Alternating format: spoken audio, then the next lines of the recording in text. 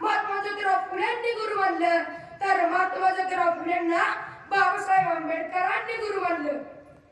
मित्रांनो, ज्योतिराव फुलेंनी सुरू केलेलं सत्यशोधक चळवळ पुढे आणण्याचं काम छत्रपती राजश्री शाहू महाराजांनी केलं होतं.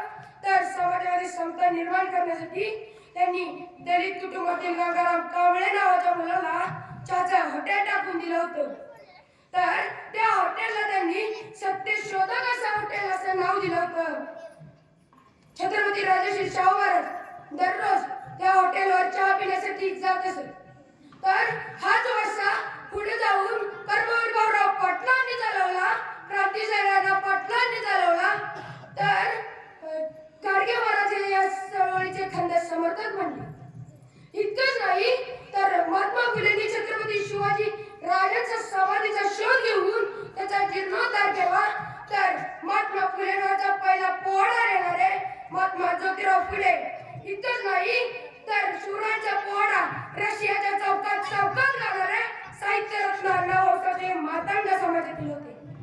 ही वेगवेगळ्या जाती धर्मातली माणसं एका विचारांवर चालताना आपल्याला दिसून येतात. छत्रपती शिवरायांच्या समाधीचा शोध घेऊन महात्मा ज्योतिराव फुलेंनी त्याचा जीर्णोद्धार केला. तर महात्मा फुलेचा पहिला पुतळा डॉक्टर बाबासाहेब आंबेडकरांनी नाशिक या ठिकाणी उभारला. तर डॉक्टर बाबासाहेब आंबेडकर हयातीमध्ये असतानाच भाई माधवराव बागल या मराठा समाजातल्या माणसानं कोल्हापूर या ठिकाणी त्यांचा पुतळा उभारला. छत्रपती शिवरायांचा रायगडावर राज्याभिषेक सोहळा संपन्न होत असताना त्यांचा त्या ठिकाणी मनुवादी व्यवस्थेनं त्यांचा त्या ठिकाणी अपमान केला. या अपमानाचा बदला घेण्यासाठी डॉक्टर बाबासाहेब आंबेडकरांनी रायगडाच्या पायथ्याशी स्मृतीचं दहन करून शिवरायांच्या अपमानाचा बदला घेण्याचे काम डॉक्टर बाबासाहेब आंबेडकरांनी केलं होतं. तर जय शिवराय ही घोषणा देण्याचं काम डॉक्टर बाबासाहेब आंबेडकरांनी केलं होतं. इतकंच नाही तर साताऱ्याच्या माळरानावर कर्मवीर भाऊराव पाटलांनी रयत शिक्षण संस्थेची उभारणी केली. तर ही रयत शिक्षणाची उभारणी करत असताना तत्कालीन शासनानं रयत शिक्षण संस्थेचं अनुदान बंद केलं.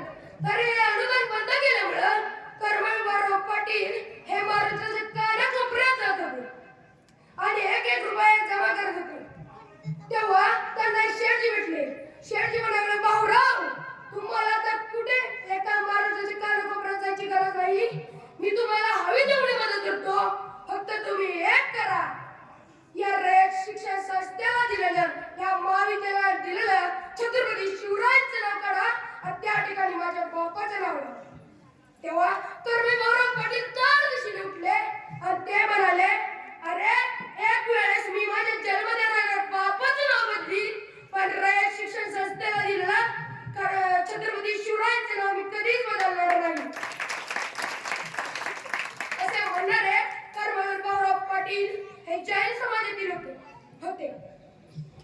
या कार्यात फक्त पुरुषच नव्हते तर स्त्रियांचा देखील सिंहाचा वाटा आहे. जर जिजाऊ नसत्या तर छत्रपती शिवराय नसते.